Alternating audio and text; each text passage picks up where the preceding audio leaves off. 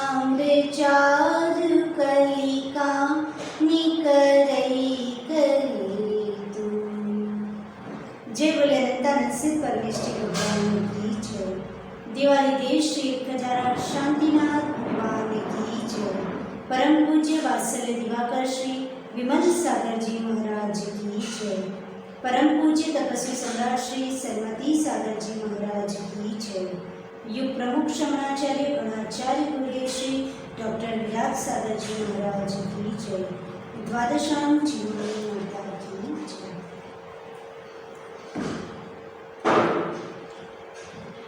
अपन सभी लोग जैन भूगोल समझ रहे हैं और जैन भूगोल समझने में कल अपन ने देखा था मध्यलोक। मध्यलोक में कितनी उसकी ये मध्यलोक का डायग्राम है, उसमें असंख्य द्वीप और समुद्र है, उसको अपन ने देखा था। नेक्स्ट, मध्यलोक की लंबाई कितनी है? तो अपन ने देखा था जितनी सुमेरु पर्वत की लंबाई है उतनी मध्यलोक की ऊंचाई है।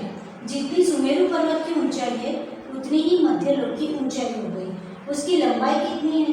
तो लंबाई एक राशि त्रस नाड़ी में अपन ने देखा था। त्रस नाड़ी कहाँ पर है? स्टार्टिंग से 3 राजू अपन अंदर जाएंगे और पीछे से 3 राजू अंदर आएंगे, तो बीच का जो एक राजू का पोर्शन है वो त्रस नाड़ी का है। तो ऑब्वियसली यहाँ पे कितना हो जाएगा? मध्यलोक आपने सेंटर में एक लाइन देखी होगी, तो उसकी लंबाई 1 राजू और ये भी पीछे उसकी डेप्थ कितनी हो जाएगी? 1 राजू। तो 1 राजू उसकी विड्थ एंड डेप्थ दोनों 1-1 राजू हो जाएगी। अब मध्यलोक में कौन कौन निवास करता है? तो मध्यलोक में मनुष्य गति के जीव, तिर्यंश गति के जीव। देव में 3 प्रकार के देव होते हैं, ज्योतिषी, व्यंतर और भवनवासी। ये 3 प्रकार के देव भी मध्यलोक में निवास करते हैं। फिर अपन ने देखा था कि जम्बूद्वीप आदि शुभ नाम वाले द्वीप और लवण आदि शुभ नाम वाले समुद्र, ऐसे असंख्य द्वीप और समुद्र जम्बूद्वीप में है। नेक्स्ट, वो सभी द्वीप और समुद्र एक दूसरे को चारों ओर से घेरे हुए हैं और सब चूड़ी आकार के हैं और जम्बूद्वीप है वो थाली आकार का है। नेक्स्ट, फिर अपन ने देखा था कि सभी द्वीप है वो चित्रा पृथ्वी के ऊपर स्थित है और जो सभी समुद्र है वो चित्रा पृथ्वी को खंडित करके वज्र पृथ्वी के ऊपर स्थित है और सभी समुद्र 1000 योजन गहरे हैं। मीन्स उसकी गहराई, उसकी डेप्थ 1000 योजन है। फिर जो असंख्य द्वीप और समुद्र है उसमें से शास्त्र में अपने पास आगे के जो 16 द्वीप और समुद्र के नाम अवेलेबल है और पीछे से जहाँ पे जो लास्ट वाला समुद्र है स्वयंभू रमण समुद्र, वहाँ से पीछे के 16 समुद्र और 16 द्वीप के नाम अपने पास अवेलेबल है। तो ये स्टार्टिंग के जो 16 द्वीप और समुद्र है उसके नाम है। नेक्स्ट, फिर यहाँ पर अपन ने बताया था कि अंत के जो 16 द्वीप और 16 समुद्र उसके नाम शास्त्र में बताए हुए हैं, क्योंकि बीच के जो असंख्य द्वीप और समुद्र है उसको कहना भी पॉसिबल नहीं है और अपने पास आज जितने शास्त्र अवेलेबल है उसमें इतने ही नाम अवेलेबल है। ये अंत के जो 16 द्वीप और 16 समुद्र है उसके नाम होंगे। नेक्स्ट फाइन, अपन यहाँ तक पहुँचे थे कि जो लास्ट में जो समुद्र है उसका नाम है स्वयंभू रमण समुद्र, राइट। तो वो जो स्वयंभू रमण समुद्र यहाँ पे इस मैप में देख रहे हो कि जो लास्ट जो गोला दिख रहा है वो आपका स्वयंभू रमण समुद्र का गोला है। अब हमने कल एक होमवर्क दिया था आपको कि आपको बताना है कि स्वयंभू रमण समुद्र है उसका व्यास कितना है, क्योंकि हमने बोला था कि हर एक द्वीप और समुद्र 1 by 1 डबल होते जाते हैं। जम्बूद्वीप से डबल लवण समुद्र है, लवण समुद्र से डबल धातकी खंड है। जम्बूद्वीप 1 लाख योजन का है तो लवण समुद्र 2 लाख योजन का है। तो हमने ये होमवर्क दिया था कि आपको ये सर्च करके आना है कि फिर स्वयंभू रमण समुद्र जो लास्ट में है तो वो कितने, उसका व्यास कितना होगा, वो कितना बड़ा होगा। तो क्या किसी ने होमवर्क किया है? क्या आप इतना काउंट कर पाए? बीच के असंख्य द्वीप और समुद्र को डबल करते करते लास्ट तक पहुंच पाए? तो कई लोगों के मन में आया होगा जो नए हैं, जो फर्स्ट टाइम पढ़ रहे हैं वो सोच रहे होंगे कि बीच के असंख्यात द्वीप और समुद्र है, उसको हम कैसे काउंट करेंगे, उसको हम डबल डबल डबल कहाँ तक करेंगे, हम कैसे समझ पाएंगे कि कितना डबल चाहिए। तो बहुत ईजी है, राइट। इसको अपन कैसे समझेंगे, जब हमको स्वयंभू रमण समुद्र है उसका व्यास निकालना है तो हम पीछे से करेंगे। फॉर एग्जाम्पल, आप लवण समुद्र में हो और मैं आपको पूछूं कि आप जम्बू द्वीप का मुझे व्यास बताइए, तो आप क्या करोगे। लवण समुद्र आपका 2 लाख योजन का है, राइट। जम्बू द्वीप 1 लाख योजन का है। 1 लाख योजन का जो जम्बू द्वीप है उससे डबल लवण समुद्र 2 लाख योजन का होगा। फिर मैं आपको ऐसा पूछूं कि जो लवण समुद्र में आप खड़े हो और लवण समुद्र से आप मुझे जम्बू द्वीप का व्यास बताइए, तो आपने क्या किया, उसका आधा किया। 2 लाख योजन का क्या कर दिया, आधा किया, तो कितना आ गया, 1 लाख योजन। तो यहाँ पे मैंने आपसे क्या पूछा कि आपको जो लास्ट में जो समुद्र आता है स्वयंभू रमण समुद्र, उसका आपको क्या बताना है, कितना व्यास है वो बताना है। तो आप अब क्या करोगे, कैसे निकालोगे, तो सिंपल बात है, पूरा आपका मध्य लोक कितने राजू का है, पूरा मध्य लोक कितने राजू का है, 1 राजू का है। तो अब मध्य लोक 1 राजू का है, तो जब स्वयंभू रमण समुद्र वो कितने का हो जाएगा, लवण समुद्र से जम्बू द्वीप आपने कैसे किया था, आधा किया था, तो आपको जम्बू द्वीप का मिल गया था, राइट। पीछे से अपन आ गया है ना। तो अब हमको जब लास्ट के समुद्र का निकालना है तो हम आगे से तो काउंट करेंगे नहीं, क्योंकि बीच में तो असंख्यात द्वीप समुद्र है, तो हम उसको कैसे डबल करेंगे, इसलिए हमको क्या करना पड़ेगा, पीछे से करना पड़ेगा। तो जब पूरा मध्य लोक 1 राजू का है तो ऑब्वियसली स्वयंभू रमण समुद्र कितने का हो जाएगा, आधा राजू का, राइट। तो ये फिगर में आपको देखने में आ रहा है कि ये जो पूरा मध्य लोक है, मध्य लोक है वो यहाँ पे लिखा हुआ है 1 राजू। इसको थोड़ा जूम कर दो, मध्य लोक पूरा 1 राजू का है और स्वयंभू रमण समुद्र कितना हो जाएगा, आधा राजू का हो जाएगा। आधा राजू का पूरा क्या हो जाएगा, स्वयंभू रमण समुद्र हो जाएगा। तो आप सोचिए कि जब हम स्वयंभू रमण समुद्र के बारे में आज भले आपने देखा हो यहाँ चित्र के माध्यम से, लेकिन सुना तो होगा ही कि स्वयंभू रमण समुद्र में बहुत बड़ी बड़ी अवगाहना वाले महामत्स्य आदि असंख्यात तिर्यंश रहते हैं। तो फिर इतनी बड़ी अवगाहना वाले, वहाँ की चींटी भी इतनी बड़ी, वहाँ का 2 इंद्रिय 3 इंद्रिय 4 इंद्रिय 5 इंद्रिय जीव इतने बड़े बड़े होते हैं। तो इतने बड़े बड़े क्यों होते हैं, क्योंकि जब एक अकेला समुद्र ही आधा राजू का है तो फिर वो वहाँ के रहने वाले जीव भी तो बड़ी अवगाहना वाले होंगे, क्योंकि आधा राजू का आपका स्वयंभू रमण समुद्र हो गया। तो आप सोचिए जो आधा राजू रिमेनिंग बचा, तो आधा राजू में बाकी के सारे असंख्यात द्वीप और समुद्र होंगे। कल्पना कीजिए कि 1 राजू का आपका जो मध्य लोक है उसमें से आधा राजू तो आपने स्वयंभू रमण समुद्र को दे दिया, तो फिर आधा राजू बचा, उसमें जितने भी असंख्यात द्वीप और समुद्र है वो सब आधे राजू में हो गए। तो आधा राजू के असंख्यात द्वीप और समुद्र सिर्फ स्वयंभू रमण समुद्र को छोड़ करके, तो स्वयंभू रमण समुद्र अकेला इतना बड़ा है तो उसमें रहने वाले जीव भी तो ऑब्वियसली बड़े होंगे, राइट। अब अपन यहाँ समझते हैं, ये 1 राजू लिखा है, टोटल मध्य लोक की विड्थ हो गई। अब आपको ये जो पूरा गोल जो स्काई ब्लू कलर का दिख रहा है वो वाटर मीन्स पानी है, समुद्र है, स्वयंभू रमण समुद्र है, ये स्वयंभू रमण समुद्र है। और आपको जो ये येलो कलर अंदर का जो सर्कल दिख रहा है पूरा येलो कलर का, वो राइट वो है स्वयंभू रमण द्वीप। ये हो गया स्वयंभू रमण समुद्र, ये हो गया स्वयंभू रमण द्वीप। फिर आपके मन में आएगा कि बीच में जो डॉट डॉट डॉट जो दिख रहा है वो क्या चीज़ है, तो ये जो डॉट डॉट डॉट दिख रहा है वो स्वयंभू रमण द्वीप के बीच में एग्जैक्ट सेंटर में एक स्वयंप्रभ पर्वत है, ये लिखा हुआ है नीचे स्वयंप्रभ पर्वत, ये पूरा स्वयंभू रमण द्वीप है, राइट। और उसमें ये स्वयंप्रभ पर्वत है। तो ये जो पूरा स्वयंभू रमण द्वीप था, ये पूरा जो स्वयंभू रमण द्वीप था यहाँ से यहाँ तक, उसको बीच में से कौन सा स्वयंप्रभ पर्वत बीच में आ जाता है, तो इतना द्वीप है और उसमें सेंटर में क्या आ गया, ये पर्वत आ गया। और ये जो बताया उसको आप असंख्य द्वीप और समुद्र समझ लीजिए। तो आपको समझ में आ गया, जो स्वयंभू रमण द्वीप है उसके एग्जैक्ट सेंटर में गोलाकार स्वयंप्रभ पर्वत है, इसलिए स्वयंभू रमण द्वीप है वो 2 पार्टीशन में विभक्त हो जाता है पर्वत के कारण। और जो स्वयंभू रमण समुद्र है तो यहाँ पे लिखा है कि 1/4 राजू। कितना लिखा है? 1/4 राजू। और हमने आपको बोला कि जो स्वयंभू रमण समुद्र है वो आधा राजू का है, और यहाँ तो 1/4 लिखा है। तो 1/4 क्यों लिखा है? क्योंकि ये एक साइड का यहाँ लिखा हुआ है। कहाँ का लिखा है? ये जो पूरा सर्कल है उसमें एक साइड का लिखा हुआ है, और अपन काउंट क्या कर रहे हैं? डायमीटर। तो डायमीटर किसको कहते हैं? यहाँ से लेके यहाँ तक के पूरे को क्या कहते हैं? डायमीटर कहते हैं। ये तो आधा का लिखा हुआ है, तो हमको इस साइड का भी काउंट करना होगा।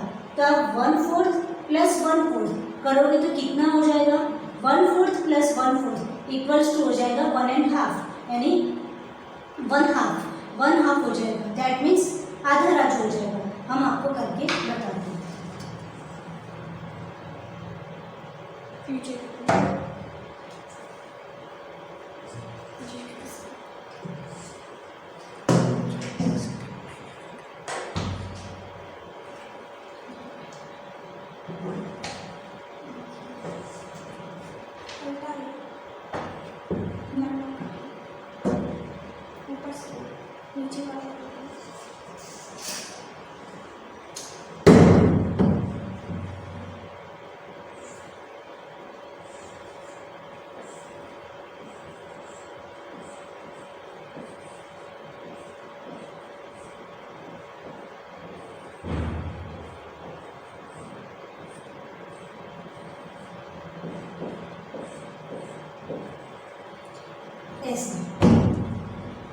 ये यहाँ पे आप देख रहे हो, ये 1/4 राजू एक साइड का हो गया और ये 1/4 राजू दूसरी साइड का हो गया, राइट। तो ये साइंस का नियम है कि 1/4 प्लस 1/4, तो मैथ्स में अपन देखते थे 1 + 1, राइट। तो 1 + 1 2 हो जाएंगे और नीचे का 4 कॉमन रहेगा। तो 2 को 4 से डिवाइड कर दिए तो यहाँ पे नीचे 2 आंसर हो गए, तो 1 and 1/2 हो गए। तो 1/2 राजू क्या हो गया आपका? टोटल स्वयंभू रमण समुद्र का पूरा डायमीटर हो गया। तो इसलिए एक साइड का देख के आप कंफ्यूज मत होइए। 1/4 प्लस 1/4 दोनों साइड का करेंगे तो आंसर आपका 1/2 राजू आ जाएगा।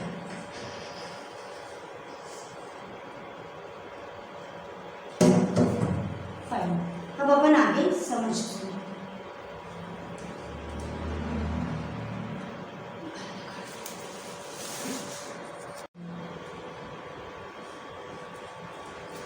तो स्वयंभू रमण समुद्र में अपन ने देखा कि वो आधा राजू का है। दैट मीन्स एक बार जब अपन ने राजू की परिभाषा देखी थी वहां पे अपन ने बोला था, इसको नेक्स्ट कीजिए।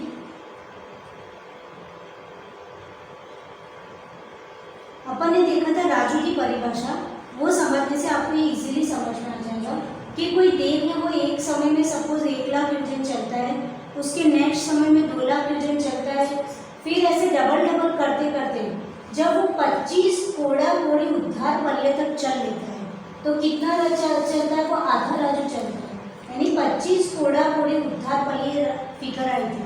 तो वो क्या है वो अब आपको समझ में आएगी कि 25 कोड़ा कोड़ी उद्धार पल्ले तक वो लगातार बिना रुके नॉन स्टॉप वॉक करेगा तो वो आधा राजू चल पाएगा, राइट। तो ये 25 कोड़ा कोड़ी उद्धार पल्ले तक जब वो बिना रुके चलेगा, इतने टाइम ड्यूरेशन तक जो बिना रुके चलेगा तो वो आधा राजू कवर कर पाएगा।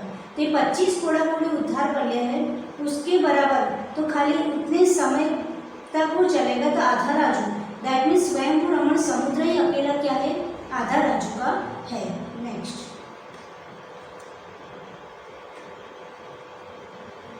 फाइन। तो अपन ने अभी तक जो पढ़ा उसको एक सिंपल चार्ट के माध्यम से समझते हैं।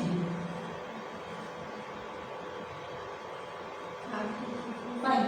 कितने द्वीप और समुद्र है? तो असंख्य द्वीप और समुद्र है। अब वो असंख्य तो उसको कैसे समझेंगे? तो आचार्य महाराज ने यहाँ बोला कि 2.5 उद्धार सागर के जितने समय है, यानी 2.5 जो उद्धार सागर है उसके जितने समय है, ठीक है, उतना क्या है? द्वीप और समुद्र है। तो अब 2.5 उद्धार सागर दैट मीन्स सागर, तो सागर को समझने के लिए अपन यहाँ पे समझते हैं।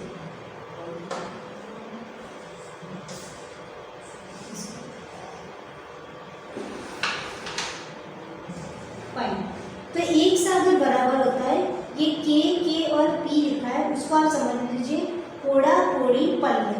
तो सागर का नाप होता है 10 कोड़ा कोड़ी पल्य। तो एक सागर इक्वल टू 10 कोड़ा कोड़ी पल्य। तो यहाँ पे क्या लिखा है 2.5। तो 2.5 इक्वल्स टू कितने कोड़ा कोड़ी पल्य? तो अपन क्या करेंगे 2.5 को 10 से मल्टीप्लाई कर लेंगे।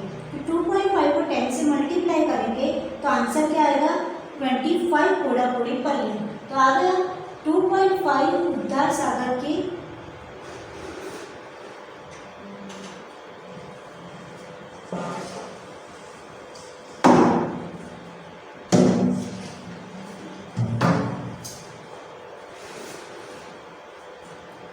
अब समझ में आ गया। जो यहाँ पे लिखा है 2.5 उद्धार सागर के जितने समय है, तो एक सागर बराबर 10 कोड़ा कोड़ी पल्य। तो 2.5 सागर बराबर तो फिर 25 हो जाएगी। तो 25 कोड़ा कोड़ी पल्य इस तरह से आया। ये जो 2.5 उद्धार सागर था उसका अपन ने पल्य में कैसे किया? तो इस प्रकार से कि 25 कोड़ा कोड़ी पल्य के जितने समय है। अब कोड़ा कोड़ी पल्य बहुत बड़ा होता है। आप चाहे 1 लाख योजन का डबल, 2 लाख योजन, 3 लाख योजन, ऐसे आप अरब, खरब, शंख, नील ये सब पहुंच जाओ, तब तक तो वो क्या कहा जाएगा? संख्यात में ही कहा जाएगा, राइट। ये पल्य यानी 25 कोड़ा कोड़ी, कोड़ा कोड़ी का मतलब होता है करोड़ इंटू करोड़, और पल्य का मतलब होता है असंख्यात वर्ष। तो ये बहुत बड़ा हो गया। तो 25 कोड़ा कोड़ी पल्य की जितने समय है उतने में तो क्या होगा? सिर्फ वो जो देव था ना वो आधा राजू ही कवर करता था, और ये आधा राजू कितना बड़ा होगा? उतने में सिर्फ खाली स्वयं रमण समुद्र है, और बाकी की असंख्य द्वीप और समुद्र है वो रिमेनिंग जो आधा राजू है उसमें है। तो स्वयं रमण समुद्र की यहाँ पे कितना बड़ा है वो आपने समझा। ये ऑलरेडी अपन समझ चुके हैं कि वो कैसा है। तो एक दूसरे को घेरे हुए हैं और उत्तर दूने दूने व्यास वाले, 1 लाख का डबल, 2 लाख योजन ऐसा, और शुभ नाम वाले है। Fine, next. अब जो अपन ने समुद्र देखे कि लवण समुद्र, कालोदरी समुद्र, वारुणीवर समुद्र, पुष्करवर समुद्र, क्षीरवर, द्वितवर, तो स्वयंभू रमण समुद्र, ये सबके जो पानी है उसका टेस्ट कैसा है, राइट। तो यहाँ पे बताया हुआ है कि जो लवण समुद्र है वो खारा। अपन ने देखा है कि अपने आसपास जो जो समुद्र है उन पानी का यदि आप स्वाद चखो तो वो कैसा होता है? खारा होता है। कोई भी पानी का वहाँ का स्वाद मीठा नहीं मिलता अपने को, राइट। वैसे ही लवण समुद्र के जो पानी है उसका टेस्ट कैसा है? तो खारा है।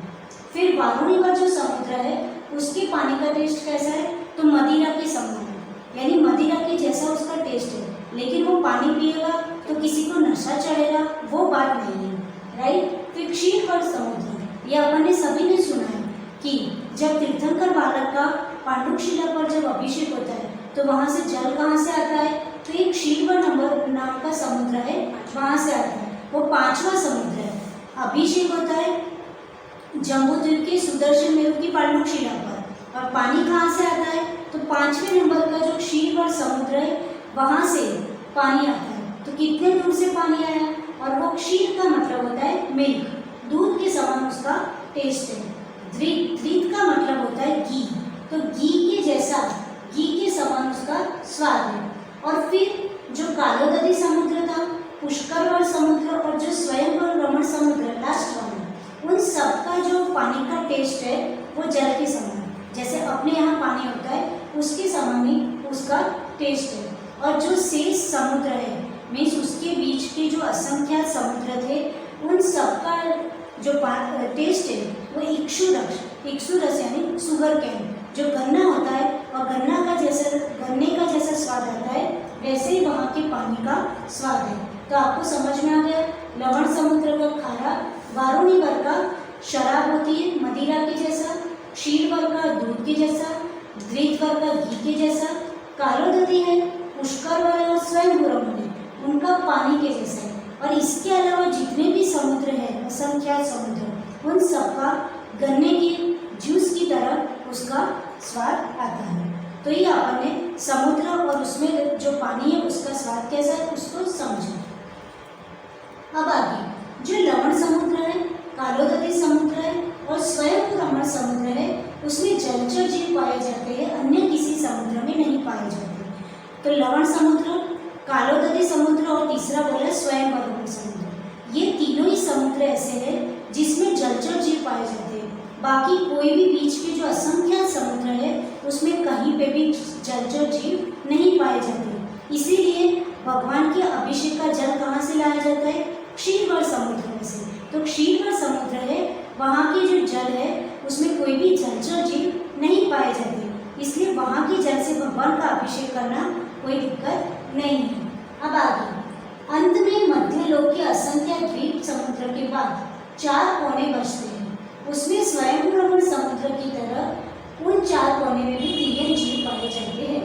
तो उसको अपन डायग्राम से देखते हैं, प्रीवियस डायग्राम और प्रीवियस। आप देखते हो कि ये जो पूरा गोल है, राइट, ये जो स्वयंभू समुद्र है और अपना मध्यलोक कैसा था?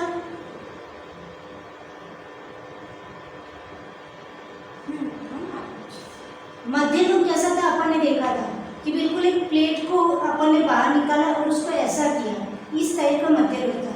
तो मध्यलोक की जो विड्थ थी वो भी कितनी थी? 1 राजू की। जो डेप्थ थी वो भी क्या थी?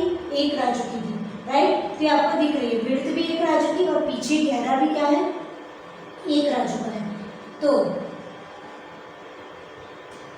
इसको यहाँ पे भी दिख जाएगी। तो ये आपका जो पूरा मध्यलोक जो 1 राजू का था, राइट, तो ये 1 राजू का मध्यलोक, उसमें गोलाकार गोलाकार असंख्य द्वीप और समुद्र है। तो फिर ये जो चौरस 1 राजू का था तो उसमें 4 कोने बच जाते हैं। ये 1, ये 2, ये 3, ये corner 3rd and last is 4th। ये 4 कोने बच जाते हैं। तो आप जैसे कोई चौकोर चीज हो, स्क्वायर है, उसके बीच में round and round round and round करोगे तो स्क्वायर में राउंड करोगे तो 4 कोने क्या हो जाएंगे? 4 कॉर्नर निकल आएंगे। तो यहाँ पे भी आप देख रहे हो चारों साइड 4 कॉर्नर निकल आए। तो ये जो 4 कॉर्नर है उसमें भी जैसे स्वयंभू समुद्र में क्या तिर्यन जीव होते हैं, वैसे ही ये 4 कोने में भी तिर्यन जीव पाए जाते हैं। तो ये 4 कोनों का भी हो गया और स्वयंभू समुद्र में भी तिर्यन जीव पाए जाते हैं। नेक्स्ट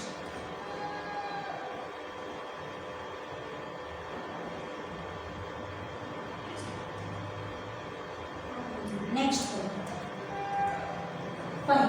तो इतना आपको समझ में आ गया कि जो मध्यलोक के असंख्य द्वीप समुद्र के बाद जो 4 कोने कैसे निकल आए और उसमें भी स्वयंभू समुद्र की तरह 4 कोने में तिर्यन जीव पाए जाते हैं। फिर 2 तिर्यन जीव पाए जाते, तो कौन से तिर्यन जीव पाए जाते हैं? तो यहाँ पे लिखा है 2 इंद्रिय से 5 इंद्रिय तक के सारे तिर्यन जीव उसमें पाए जाते हैं। 2 इंद्रिय से लेकर 3 इंद्रिय, 4 इंद्रिय, 5 इंद्रिय, वो सारे तिर्यन जीव स्वयंभू समुद्र में पाए जाते हैं और उसके आजू बाजू के जो 4 कोने होते हैं उसमें पाए जाते हैं। और स्वयंभू समुद्र में सबसे बड़े अवगाहना वाले जीव पाए जाते हैं। वहाँ पे अपन ने देखा कि जब आधा राजू का अकेला स्वयंभू समुद्र है तो फिर उसमें कितनी बड़ी बड़ी अवगाहना वाले जीव होंगे। तो कितनी बड़ी अवगाहना वाले जीव होते हैं वो भी शास्त्र में उसका डिस्क्रिप्शन है, उसको अपन नेक्स्ट स्लाइड में समझते हैं। द्विइंद्रिय जीव, वहाँ का जो 2 इंद्रिय जीव है शंख, तो वो कितना बड़ा है? तो 12 योजन लंबा है। 12 योजन दैट मीन्स 96 मील और 150 किलोमीटर, इतना बड़ा वहाँ का खाली शंख है। सोचिए कितना बड़ा हो गया, 150 किलोमीटर का वहाँ का 2 इंद्रिय जीव यानी शंख है वो 150 किलोमीटर लंबा है। और जो 3 इंद्रिय जीव चींटी, आपके वहाँ अपने यहाँ चींटी कितनी छोटी होती है और स्वयंभू समुद्र की जो चींटी होती है वो भी कितनी बड़ी है? तो 3 कोस यानी 6 मील और 9 किलोमीटर की तो खाली वहाँ की चींटी है, 9 किलोमीटर की वहाँ की चींटी है। और जो भौरा जो 4 इंद्रिय जीव है, तो भौरा वहाँ का कितना बड़ा है? 4 कोस 8 मील और 12 किलोमीटर लंबा का खाली वहाँ भौरा है। 12 किलोमीटर लंबा वहाँ पे भौरा है। 4 इंद्रिय जीव इतना बड़ा है। और 5 इंद्रिय जीव कितना बड़ा है? महामत्स्य है। उसकी अवगाहना तो देख के आप शॉक हो जाओगे, 500 योजन दैट मीन्स 4000 मील का उसकी चौड़ाई है। उसकी जो बॉडी है उसकी चौड़ाई कितनी है? 4000 मील की। और उसकी लंबाई कितनी है? तो 8000 मील। 1000 योजन उसको मील में कन्वर्ट किया तो 8000 मील हो जाएगा। तो वो कितना लंबा है, तो 8000 माइल इतना लंबा वो महामत्स्य है। और उसकी मोटाई कितनी है, तो मोटाई कितनी है, तो 2000 मील की उसकी मोटाई है। आप गैस करो, यहाँ से आप लंदन पहुँच गए, कोई भारत का जीव यहाँ से लंदन पहुँचेगा और उसके बीच का जितना डिस्टेंस होगा वो महामत्स्य का डिस्टेंस हो गया, क्योंकि कितना 4000 मील उसकी क्या है, चौड़ाई है। उसको आप 4000 मील चौड़ाई और 8000 मील उसकी लंबाई है। अब 8000 मील को आप किलोमीटर में कर दोगे तो यहाँ से लंदन पहुँच गए। अप्रोक्सीमेटली इतना बड़ा वहाँ का महामत्स्य है, एक सिंगल महामत्स्य वहाँ का इतने बड़ी अवगाहने वाला है। 4000 मील की चौड़ाई, 8000 मील की लंबाई और 2000 मील की उसकी मोटाई है। Next fine. अब अपन आगे समझते हैं कि वो सब बीच के मध्य में क्या क्या चीज़ें हैं। मीन्स ये सारे असंख्य द्वीप और समुद्र के सेंटर में, सबके सेंटर में क्या चीज़ है, तो उसके लिए तत्वार सूत्र जी ने आचार्य महाराज उमा स्वामी महाराज ने सूत्र दिया है। सूत्र नंबर 9, तन्मध्ये मेरु नाभिवृत्तो योजन सत्सहस्र विष्कंभो जम्बूद्वीपः। तन्मध्ये मेरु नाभिवृत्तो योजन सत्सहस्र विष्कंभो जम्बूद्वीपः। राइट, उसका मतलब क्या होगा, तन्मध्ये उन सबके बीच में क्या है, गोल और 1,00,000 योजन विस्तार वाला। सत्सहस्र, तो सहस्त्र दैट मीन्स 1000 और सत का मतलब 100, तो 1000 यानी 1000 में 3 जीरो आते हैं और सत में 2 जीरो आते हैं, तो 3 और 2 तो कितने जीरो हो गए, 5। तो 5 जीरो जिसके एक के पीछे जहाँ 5 जीरो आते हैं तो उसका मतलब क्या हो गया, 1,00,000। तो 1,00,000 योजन विष्कंभ वाला यानी विस्तार वाला क्या है, जम्बूद्वीप है। और उसके मध्य में क्या है, मेरु नाभिवृत्त, उसके मध्य में क्या है, नाभि के समान मेरु पर्वत है। जैसे अपनी बॉडी है तो बॉडी का एग्जैक्ट सेंटर में क्या होता है, नाभि होती है। राइट, पूरी बॉडी की जो हाइट होती है उसके एग्जैक्ट सेंटर में नाभि होती है।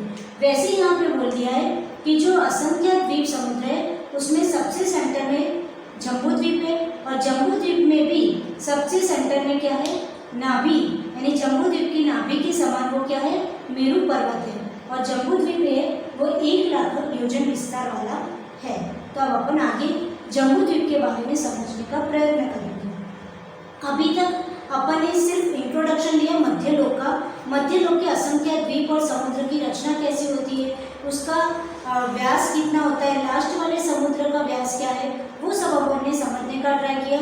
स्वयंभू समुद्र में और स्वयंभू समुद्र का विस्तार, स्वयंभू द्वीप के बीच में स्वयंभू पर्वत है वो समझा।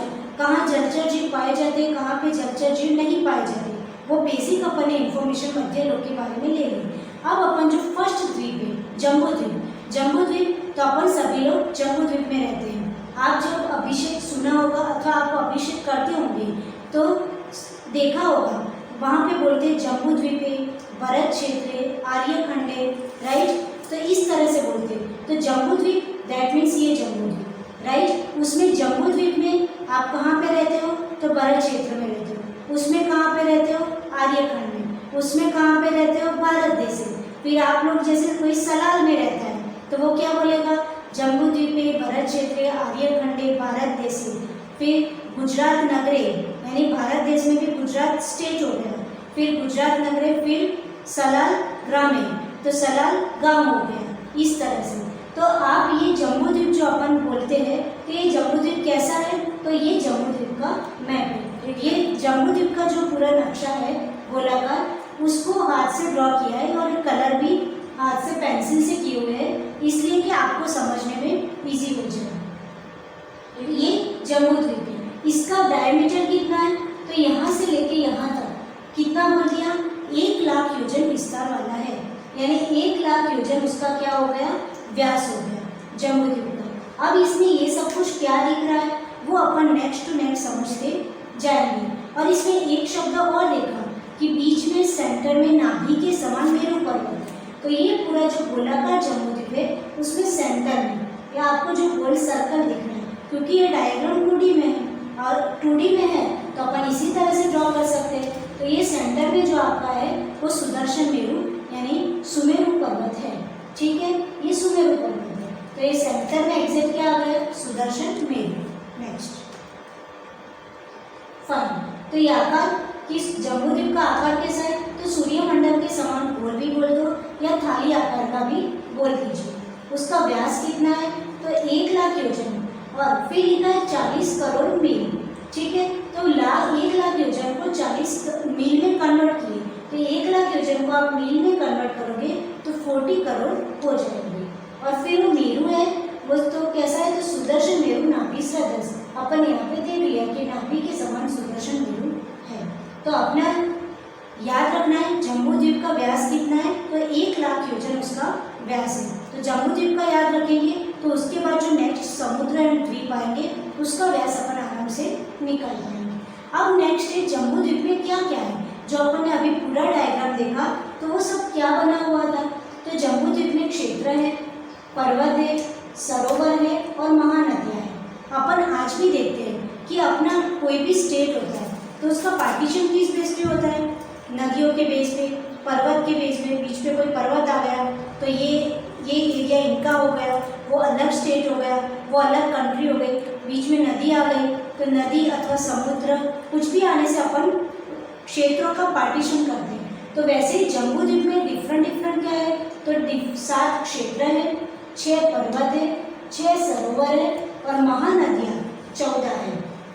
राइट, तो अपन 1 बाय 1 सब देखने का ट्राई करेंगे। अब अपन जम्बूद्वीप की शेयर करेंगे कि जम्बूद्वीप में क्या क्या होता है। अभी तक आपने कितनी शेयर करी होगी? कहीं कोई गोवा चला गया, कहीं कोई कुल्लू मनाली चला गया, तो वो तो कितना छोटा एरिया है। और ये जम्बूद्वीप तो 1 लाख योजन विस्तार वाला है। उसमें आप तो भरत क्षेत्र के सिर्फ आर्यखंड में रहते हो, तो आप अभी देखोगे कि भरत क्षेत्र के आर्यखंड और उसमें भी भारत देश, राइट, तो वो कितना छोटा एरिया होगा। और उसमें रह करके अपन ने जो देखा है वो अभी अपन ने कुछ भी नहीं देखा है। जब अपन ज्ञान के माध्यम से जम्बूद्वीप की शेयर करेंगे, जैन भूगोल के माध्यम से, तो हमको समझ में आएगा कि अकेला जम्बूद्वीप की कितना बड़ा है। तो यहाँ पे जो 7 क्षेत्र है, 6 पर्वत है, 6 सरोवर है और 14 महानदियाँ हैं, ये सब कुछ समझने का अपन प्रयत्न करेंगे। नेक्स्ट, अब यहाँ पे तत्वा सूत्र जी में सूत्र नंबर 10 में आचार्य महाराज ने बताने का प्रयत्न किया है कि कौन कौन से क्षेत्र हैं। तो अपन एक बार सूत्र बोलते हैं। भरत, हैमवत, हरि, विदेह, रम्य, हैरण्यवत, ऐरावत, वर्षा क्षेत्राणि, ये 7 क्षेत्रों के नाम हैं। भरत, हैमवत, हरि, विदेह, रम्य, हैरण्यवत, ऐरावत, वर्षा क्षेत्राणि। राइट, तो कौन कौन से सूत्र क्षेत्र हो गए? तो भरत, फिर नेक्स्ट हैमवत, फिर नेक्स्ट हरि, फिर नेक्स्ट विदेह, रम्य, हैरण्यवत, वर्ष, वर्ष का मतलब होता है पर्वत क्षेत्र, और ऐरावत वर्ष, उसका मतलब ये 7 प्रकार के क्षेत्र है। वर्ष का मतलब क्षेत्र। तो ये पूरे 7 क्या हो गए? क्षेत्र। नाम याद रख लीजिएगा, भरत, हैमवत, हरि, विदेह, रम्य और हैरण्यवत और ऐरावत वर्ष। इसमें से 2 क्षेत्रों के नाम तो जिन्होंने जैन भूगोल स्टडी नहीं किया होगा उन्होंने भी सुना होगा कि भरत क्षेत्र, विदेह क्षेत्र, ये नाम तो सभी ने सुने होंगे। राइट, तो अपन आज सभी क्षेत्रों की विजिट करेंगे कि कहाँ कहाँ पे कौन कौन से क्षेत्र किस किस पोजीशन में कितने बड़े हैं, वो सब समझने का ट्राई करेंगे। Next fine. अब 7 क्षेत्र है, तो 7 क्षेत्र का डिवाइडेशन करने वाले, उनका विभाजन करने वाले क्या है? तो 6 पर्वत है। राइट, 6 पर्वत है, वो 6 पर्वत 7 क्षेत्रों का विभाजन कर देते हैं। उसको सिंपल भाषा में समझना है तो कोई ग्राउंड है, उसमें आप 6 लाइन ड्रॉ कर दीजिए। तो 6 लाइन आप ड्रॉ करोगे तो ऑब्वियसली 7 क्षेत्र आपके बन जाएंगे। तो 6 पर्वत है, उन्होंने 7 क्षेत्र को क्या कर दिया है? डिवाइड कर दिया है। अब वो जो 6 पर्वत है उनके लिए आचार्य महाराज ने 11 नंबर का सूत्र तत्वा सूत्र के 3rd अध्याय में दिया है। तो वो 6 पर्वत के नाम पढ़ते हैं। तत् विभाजिनः पूर्वपरायता हिमवन, महाहिमवन, निषदनील, रुक्मी शिखरिणो, वर्षधर पर्वतः।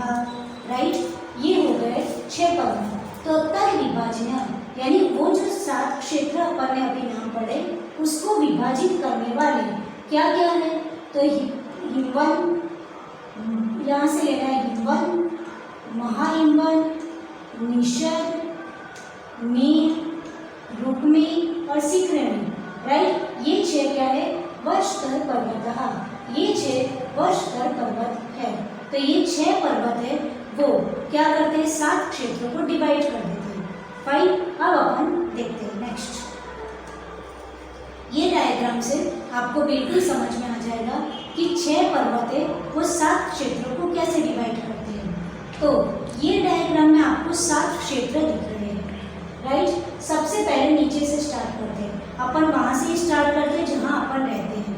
अपन लोग कहाँ रहते हैं, भरत क्षेत्र के भारत देश में रहते हैं, राइट। भरत क्षेत्र के भारत देश में, तो ये भरत क्षेत्र है, तो ये नीचे भरत क्षेत्र। ये जो आपको पिंक कलर का दिख रहा है वो सारे क्षेत्र है। इस डायग्राम में आपको ये याद रखना है जो पिंक कलर है वो सारे क्या है, क्षेत्र है, राइट। तो आप देख रहे हैं कितने क्षेत्र है, 1 2 3 4 5 6 एंड 7। ये 7 क्या हो गए, क्षेत्र हो गए। 7 क्षेत्र हो गए, उसके नाम भी अपन जो पढ़े वो दिख रहे हैं, भरत, हेमवत, हरि, ये विदेह क्षेत्र, रम्यक, हिरण्यवत और ऐरावत, ये 7 क्या है, क्षेत्र हो गए, राइट। और अपन ने ये भी पढ़ा कि ये 7 क्षेत्रों को डिवाइड कौन करता है, विभाजन कौन करता है, तो 6 पर्वत होते हैं। तो ये जो आपको बीच में जो ये चैत्यालय दिख रहा है वो कूट है, वो सारे कूट है, और जो साइड में जो ये ध्वजा वाले दिख रहे हैं वो सारे चैत्यालय हैं, और बाकी सब कूट है। तो ये वो उसको कितने कूट होते हैं, कितने चैत्यालय होते हैं, वो अपन बाद में समझेंगे। अभी सिर्फ अपन सीक्वेंस बाय सीक्वेंस समझते 6 पर्वत। तो ये फर्स्ट पर्वत, ये सेकेंड पर्वत, ये थर्ड पर्वत, ये फोर्थ पर्वत, ये फिफ्थ एंड दिस इज 6। तो समझ में आ गया 7 क्षेत्र और उसको डिवाइड करने वाले 6 पर्वत। तो इस प्रकार से, और ये सेंटर में जो दिख रहा है वो सुदर्शन मेरु, नाभि के समान, राइट। ये पूरा जम्बूद्वीप, और बाजू में ये जो दिखा रहा है वो लवण समुद्र है। तो ये जम्बूद्वीप को 6 पर्वतों ने 7 क्षेत्रों में डिवाइड किया है, राइट। इतना आपका क्लियर हो गया। तो इस प्रकार से 6 पर्वत 7 क्षेत्र। अब यहाँ पे ये डायग्राम में आप देख रहे हो कि सारे 6 पर्वत और 7 क्षेत्र है उसके नाम लिखे हुए हैं। 7 क्षेत्रों के नाम तो ऑलरेडी अपन पहले के डायग्राम में पढ़ चुके हैं, और इस साइड हमने 6 पर्वतों के नाम लिखे हैं। ये जो फर्स्ट पर्वत है उसका हिमवन, सेकेंड पर्वत है उसका महाहिमवन, थर्ड जो पर्वत है उसका निषद, फोर्थ पर्वत है उसका नील, फिफ्थ पर्वत है उसका रुक्मी, और 6th नाम जो पर्वत है वो शिखरणी। तो ये 6 पर्वत और ये जो पिंक कलर के वो 7 क्षेत्र। तो आपका क्लियर हो गया कि किस तरह से जब अपन जम्बूद्वीप का डायग्राम देखते हैं तो जिसने फर्स्ट टाइम देखा अथवा जैन भूगोल की स्टडी उसकी नहीं है तो वो ये समझेगा इतना सारा क्या ड्रॉ किया हुआ है, इतना सारा क्या कंफ्यूजन है। लेकिन ये डायग्राम 1 बाय 1 आधा करके आपको सीक्वेंस से समझा है कि पहले 7 क्षेत्र कैसे और 6 पर्वत कैसे, जिससे आप पूरा डायग्राम जम्बूद्वीप का एक साथ देखोगे तो आपको डर नहीं लगेगा कि इतनी सारी चीज़ें क्या है, तो बहुत हार्ड है, मैं कैसे समझूंगा। ये बहुत ईजी है। तो आपको 7 क्षेत्र समझ में आ गए और 6 पर्वत समझ में आ गए। Next fine. अब अपन सब लोग कहाँ पे रहते हैं, भरत क्षेत्र में रहते हैं। तो आज अपन ने इतना तो देख लिया कि किस तरह से 6 पर्वत 7 क्षेत्र में पूरे जम्बूद्वीप को डिवाइड करते हैं। अब अपनी क्यूरियोसिटी रहेगी कि ये क्षेत्र क्या सभी सेम साइज के होते हैं, सबका एरिया सेम होता है, राइट। कि अपना भरत क्षेत्र कितना बड़ा है, क्योंकि अब हमारी क्यूरियोसिटी है कि हम जिस जम्बूद्वीप के भरत क्षेत्र के आर्यखंड के भारत देश में रहते हैं तो वो भरत क्षेत्र कितना बड़ा है। तो वो सारा अपन देखेंगे, एक एक क्षेत्र का कितना विस्तार है उसको अपन समझने का ट्राई करेंगे। अब 1 बाय 1 जम्बूद्वीप की एक एक चीज़ को अपन समझेंगे। तो आज इतना ही रखते हैं, कल अपन सारे क्षेत्रों का विस्तार समझेंगे, उसके आगे फिर पर्वतों के कलर समझेंगे, फिर उस पर्वतों के ऊपर सरोवर है उसको समझने का प्रयत्न करेंगे, उस सरोवर में किस प्रकार के कमल होते हैं, उसमें चैत्यालय होते हैं उसको समझेंगे, उसमें देवियाँ कौन कौन सी देवी रहती आगे जाके समझने का प्रयत्न करेंगे। किस प्रकार का विदेह क्षेत्र है, उसमें विद्यमान बीज तीर्थंकर वो विदेह क्षेत्र में कहाँ पे रहते हैं, वहाँ पे किस प्रकार की कर्मभूमि की व्यवस्था है, वो 1 बाय 1 बहुत इजी वे से डायग्राम के थ्रू डिजिटली अपन एकदम सीक्वेंस से समझेंगे तो सबको अच्छे से पूरा जम्बूद्वीप और जैन भूगोल जो बहुत हार्ड दिखता है वो बहुत इजीली समझ में आ जाएगा। जैसे कोई छोटा बच्चा होता है तो उसको बोला जाए कि तुम चलो, तो उसको बहुत चलने में बड़ी दिक्कत आती है क्योंकि उसको चलना नहीं आता, वो घुटने के बल चलता है। तो भी उसकी मम्मी क्या करती है, उसकी उंगली उसकी फिंगर पकड़ के चलाती है, फिर गिरता है, फिर उठा करके चलाती है। तो बच्चा बोल नहीं पाता है, लेकिन उसके मन में कितना गुस्सा आता कि ये मैं जितने मेरी उंगली पकड़ पकड़ के चला रही है, 10 बार मैं गिर रहा हूँ फिर भी उठा रही हूँ, फिर भी चलाए जा रही है, उससे अच्छा तो मैं घुटने के बल चलता तो मैं जल्दी पहुँच जाता, राइट। लेकिन आज जब अपन चलना सीख गए तो अपने लिए चलना कोई बड़ी बात है नहीं, चलना बैठना उठना सारी क्रियाएं अपन करते हैं। लेकिन जब नहीं आता था तब वो बच्चे को कितना गुस्सा आता था कि इससे अच्छा तो घुटने के बल ही चल लेते, हमको क्या इतना फोर्स किया जा रहा है, वो रोता भी था। लेकिन वही चीज़ जब प्रैक्टिस के थ्रू अपने लिए आ गई तो आज अपने लिए चलना क्या हो गया, कोई बड़ी बात नहीं, ईजी है।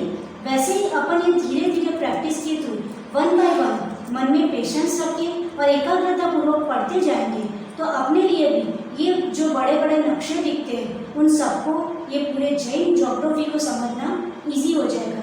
इसलिए सब लोग मन लगाकर और पेशेंस के साथ धीरे धीरे उसको समझने का प्रयत्न करें तो पूरा जम्बूद्वीप और पूरा अपने को जैन भूगोल ऊर्ध्वलोक मध्यलोक और अधोलोक सब कुछ अपने को समझ में आ जाएगा।